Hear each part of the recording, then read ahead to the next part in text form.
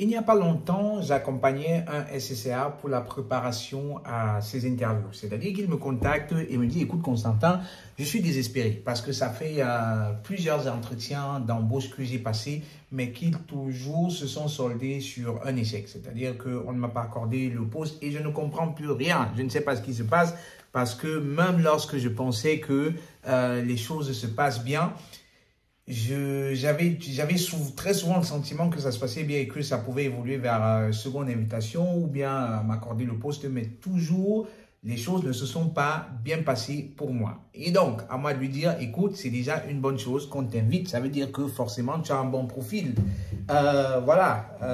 Tu prends une session, on va analyser. Je suis très sûr qu'on va très vite détecter ce qui ne marche pas parce que il est inadmissible que tu fasses plusieurs entretiens d'embauche et que ça ne se passe pas bien. Ça veut dire qu'il y a forcément un problème dans le système. Hein? C'est-à-dire que dans ta technique d'entrevue, il y a forcément des failles, il y a forcément des manquements sur lesquels on pourra travailler. Donc, je me connecte avec la personne, il réserve les sessions, 3 heures d'entretien.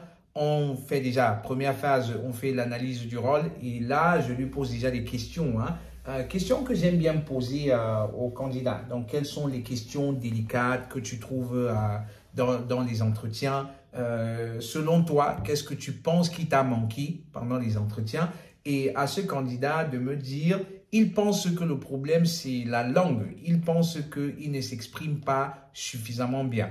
Et là, je commence à sourire, parce que ça devenait déjà un standard. Et je connaissais cette approche-là, parce que bien nombre de candidats se disent que le problème, surtout les Africains, se disent que le problème, c'est la langue, mais le problème, c'est pas la langue. Donc, quand il me dit ça, je commence à sourire. Je dis, et quoi d'autre? Est-ce que tu penses qu'il y a autre chose?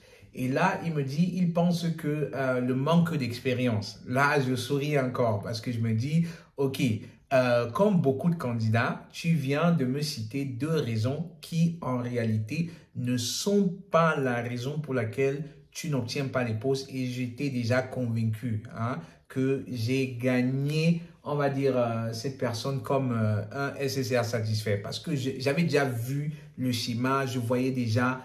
bref, c'est un classique, c'est un standard. Bien nombre qui me disent, c'est la langue, c'est le manque d'expérience.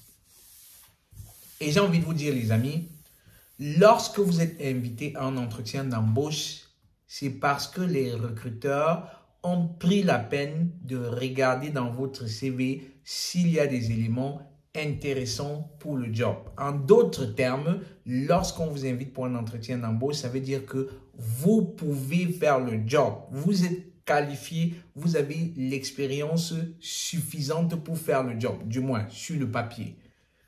On juge le maçon au pied du mur. Ça veut dire que l'interview, c'est pour que vous montiez le mur. On va vous juger au pied du mur. Et donc, à vous de montrer que vous êtes un bon maçon. Et c'est là que beaucoup de candidats vont pécher. Pas parce qu'il leur manque l'expérience, pas parce que leur niveau d'allemand n'est pas bon. Ils s'expriment peut-être pas bien, mais leur niveau d'allemand est suffisamment bien. Lorsque les Allemands vous invitent à un entretien d'embauche, ils savent déjà que ce n'est pas votre langue.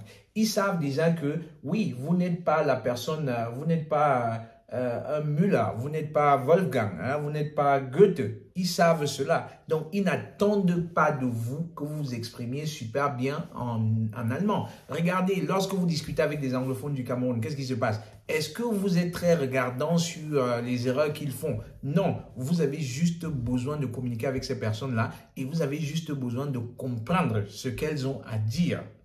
Ça veut dire que, en réalité, ce n'est pas un problème de langue, même si dans le cadre professionnel, on a besoin que votre niveau de langue soit suffisamment bon. Mais pour la majorité, vous avez un C1 parce que sinon, vous ne seriez pas en train d'étudier. Je ne parle pas ici des Ausbildung où on va demander un niveau de B1, B2, etc. Non, vous avez minimum un niveau C1. Vous avez étudié en Allemagne. Vous vivez peut-être en Allemagne. C'est vrai, il y a des cas il y a des cas de figure hein, où vous êtes arrivé en Allemagne, vous avez niveau A2, vous avez les diplômes du pays, etc.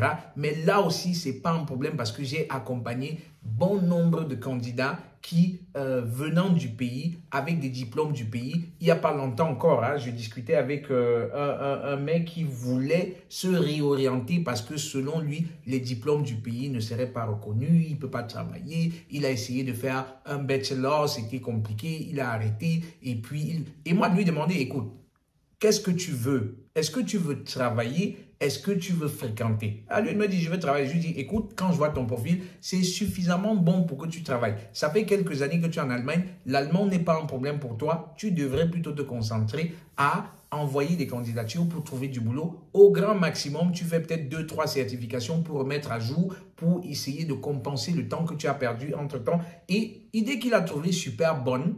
Et j'ai envie de dire, dans les interviews, très souvent, ce n'est pas un problème de langue.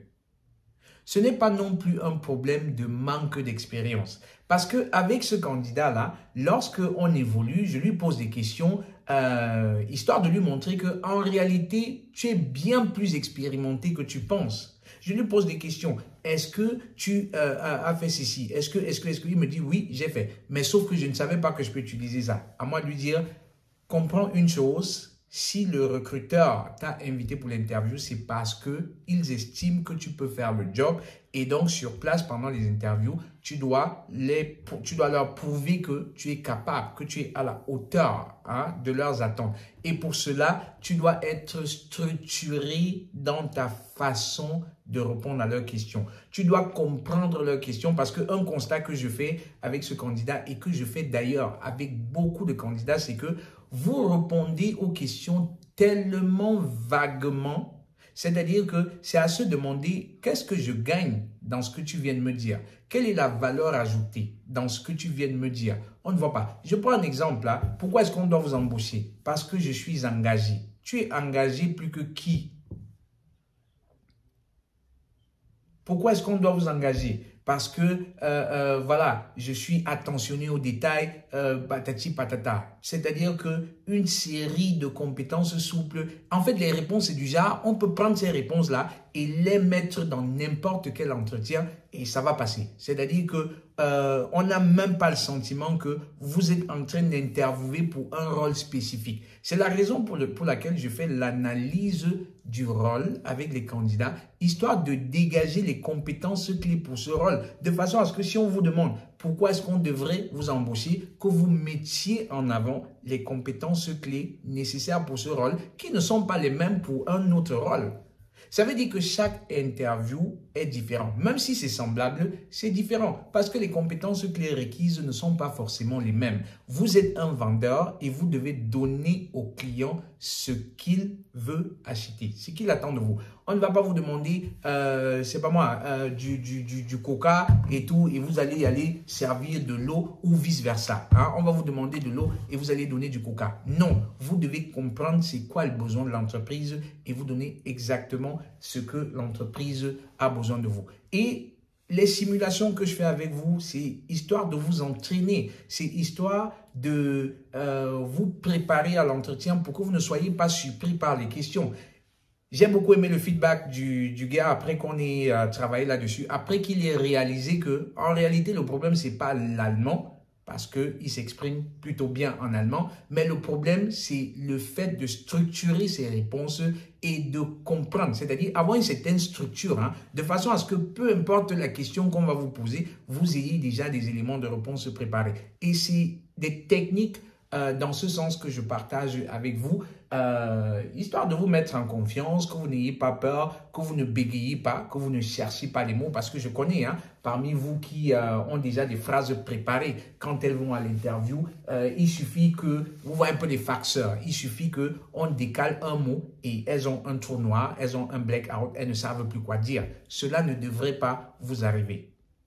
Surtout pas si vous avez compris le rôle, surtout pas si vous avez une certaine structure dans la réponse des questions, surtout pas si vous connaissez les compétences clés nécessaires pour le rôle.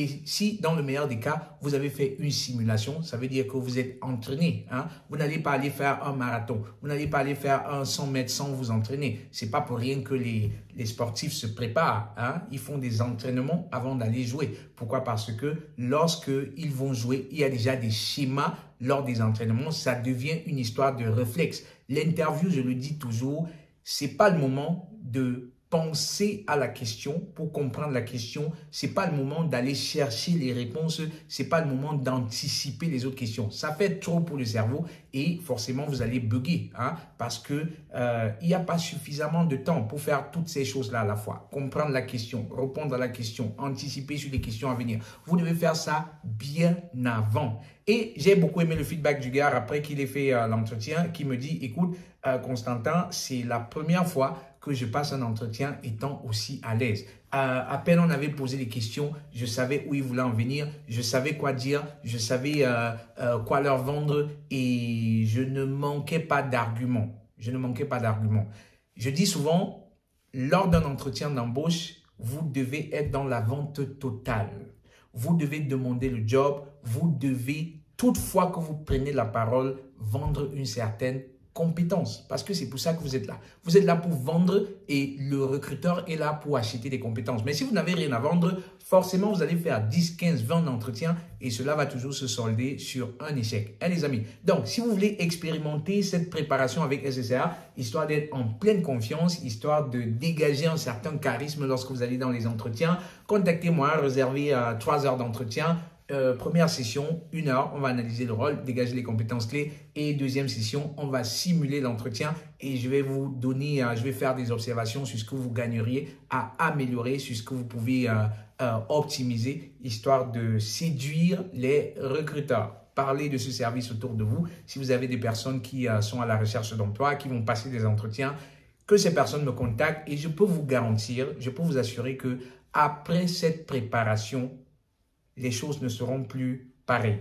Je peux vous garantir que vous serez tellement en confiance pour aller dans les interviews. Ça ne va pas forcément se passer bien au prochain entretien parce que vous devez appliquer de nouvelles méthodes, de nouvelles techniques, cette façon de structurer, de communiquer. Écoutez, quand je fais des vidéos comme celle-ci, on me demande souvent, est-ce que tu lis un script? Est-ce que vous allez constater que je ne coupe pas, je ne traite pas ces vidéos, je les poste telles que je les fais. Pourquoi? Parce que j'ai une technique de structure dans la communication et je n'ai pas besoin d'un script, je n'ai pas besoin de, comment on va dire ça? J'ai pas besoin de traiter les vidéos, de couper les mauvais, non, c'est une question de structure dans la façon de communiquer et je me ferai vraiment le plaisir de partager avec vous cette technique-là, histoire de vous mettre en confiance et vous aider à décrocher le job de vos rêves. Dans le meilleur des cas, le prochain entretien pour lequel vous allez interviewer.